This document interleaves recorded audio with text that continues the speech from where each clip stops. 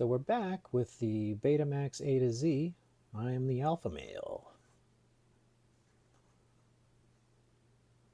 I mean, listen, I'm the alpha male, even if I'm not looking at Betamax. You know what I mean, ladies? All right, what is this? Tensions flare in the gripping film about a murder on a black army base. Well, I need to get more educated.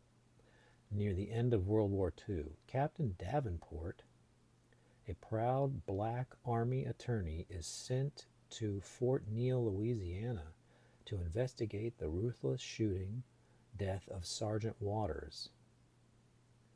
Though interviews with Sarge's men, Davenport learns that he was a vicious man who served the white world and despised his own roots. Was the killer of a bigoted white officer? Was the killer a bigoted white officer?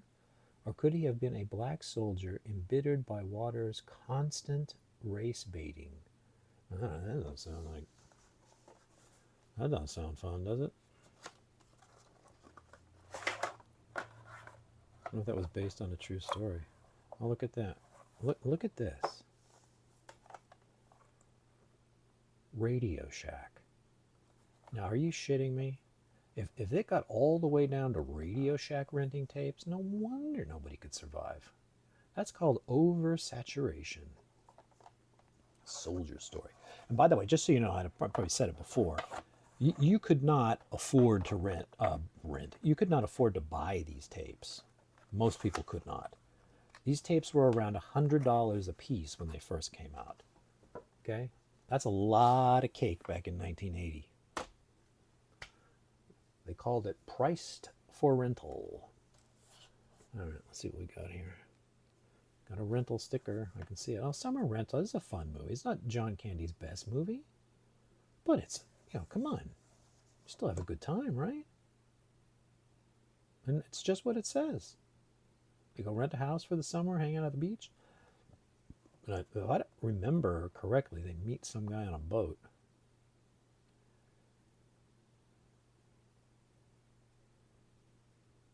Well,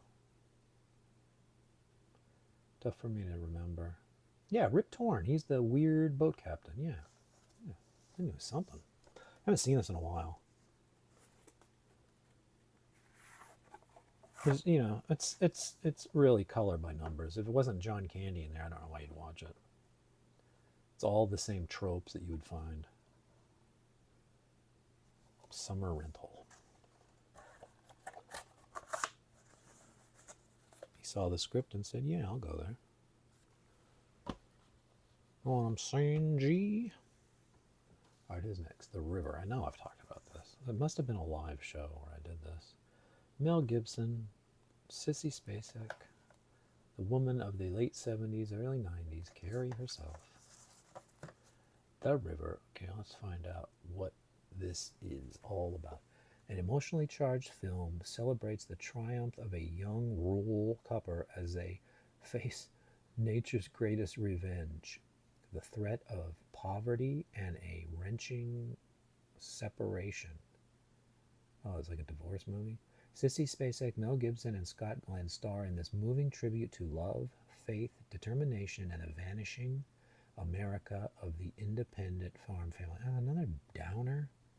Tom and May Garvey are struggling to keep their homestead safe from the local power authority who wants to flood their land. Well, that's sort of a true story, right? The town was flooded for some reason. Some people, the water has receded now, and they go and look at what was left of it. I don't know. That don't sound fun. And there's no difference today. Corporations will squeeze the life out of you for a $1 profit. Because today's business world, you better show growth, or you're gone. Here we go. Star Trek: The Motion Picture, special longer version. I actually, in a lot, got a laser disc of this. And I was all excited because I've never seen the 12-minute new footage that I can recall. And the fucking thing was cracked. And I don't know if you know, it's the same as a CD. If it's cracked, it doesn't work. That was a heartbreaker. So much of a heartbreaker, I've got the broken thing in the pile. I won't throw it out. But anyways, TV show from the 60s. Maybe if you watch this channel, you realize we're talking about the episodes from the 60s. Got one coming up this week. Don't ask me what it's about, because I don't remember. The last one was Mud's Women. And a lot of people do not like this film because of the pacing and slowness and whatever. I will tell you they did a little bit of tightening that up and some adding special effects and stuff that were not finished because this film was horribly behind schedule and it needed to be in a movie theater. And literally the night before it was to go in theaters, they were printing off the reels.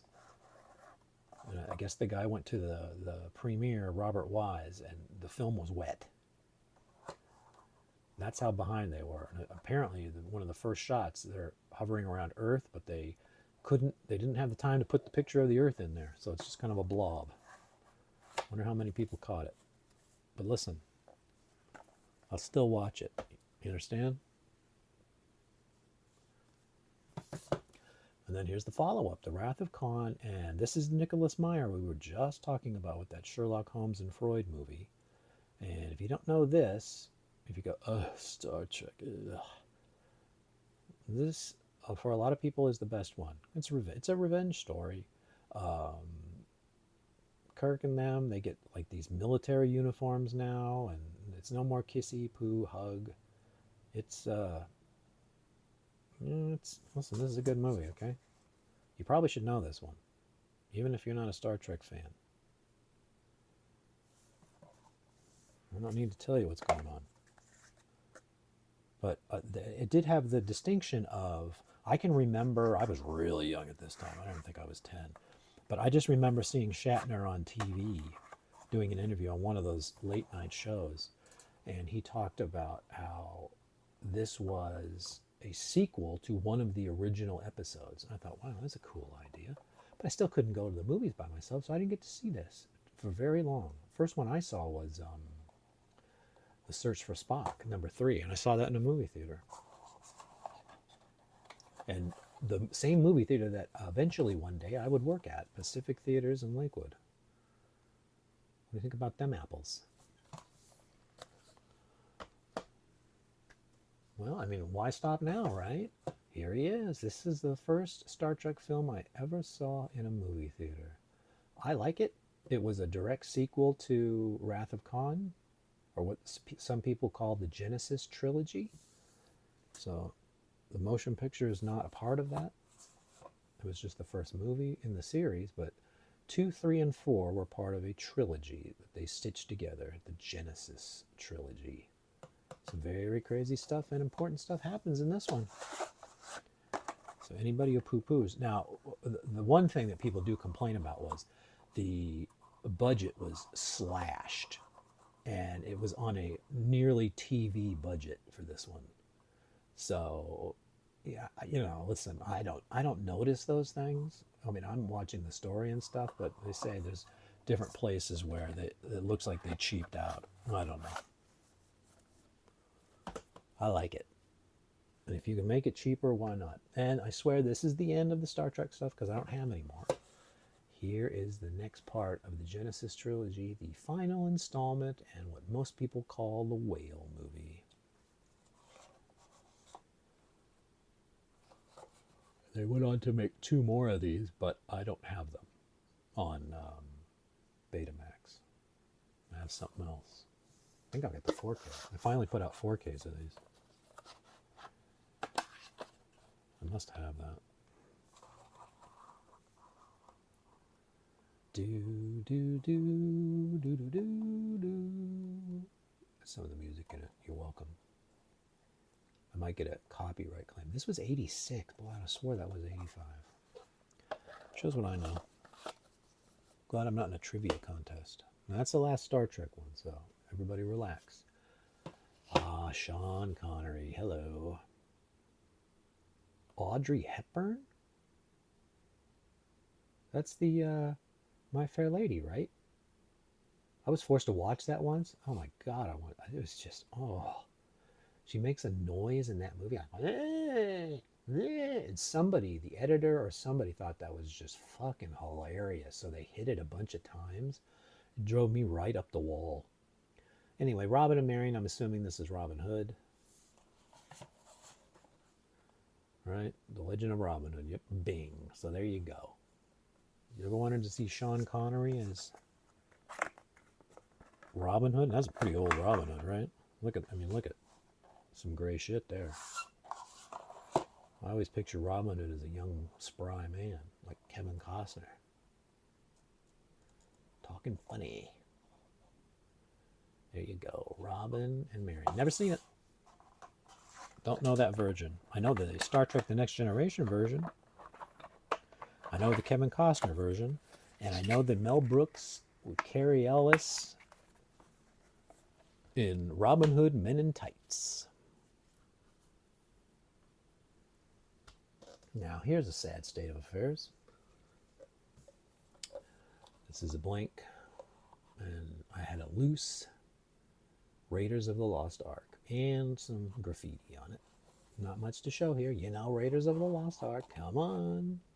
And just as you know, of the recording of this, as you should take note of, this is May, and about 6 months ago, they put out a game, Lucasfilm put out a game, Raiders of the Lost Ark. And the first part of the game is actually reliving the first section of this movie with the spider web ball or whatever the hell that is, stealing the statue. It's been parodied endlessly. You must know it. This tape doesn't look like in bad shape because Casa Chiro.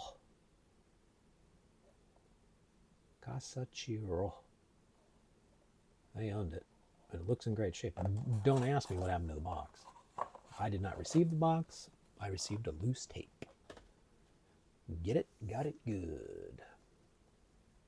And here's the last one for today. It's a question of honor, okay? Now, you grew up in the 80s. You've heard the name Ben Gazzara. Doesn't mean I know what it is. You certainly know Paul Sorvino from Goodfellas. And Robert Vaughn, I've heard. He was in the villain in Superman 3 with Richard Pryor. A good New York cop is a dead one. I don't know if you've ever... There's a documentary about a police officer during this time who was just so corrupt. And I can't remember the name of it, but you could type that in. It was on Netflix. I saw it. Insane. The guy was making so much money stealing from drug dealers and all these different little schemes. He was essentially a criminal himself, but in a uniform. He wouldn't go pick up his paycheck because it was like nothing. It's like the money was so small to him, it was a waste of his time to go in and go pick it up. And that's how they eventually got onto him, because they're like, well, how are you living without picking up your paycheck? So that's a reminder for you kids. Never get too big for your britches. And also know when to quit when you're ahead. But nobody ever knows. They never want it to stop. So there you go. I got a little sticker there. What did that say? Video rental. Boy. You might be able to read that at home. I sure can. It's right on the fold there. Something really road. I can't. Massachusetts? Fayetteville, Massachusetts? We have a Fayetteville here in Arkansas. Question of honor. I mean, do we really need to read the synopsis? I mean, you get the picture, right? Let's see. The government wanted to clean up New York City Police Department. They needed a man on the inside, and narcotics detective Joe DeFalco was made to order. He was an honest cop about to be set up by his own people. Oh, no, the police are setting him up? All right. There you go, man. Check that out, huh? And is that it? Yeah, that was the last one. That's the last one for this episode. Go out on a high note, hopefully. I've never seen it, so I couldn't tell you, but sure looks like it would be good. Thank you for watching. And the band plays on. There will be more.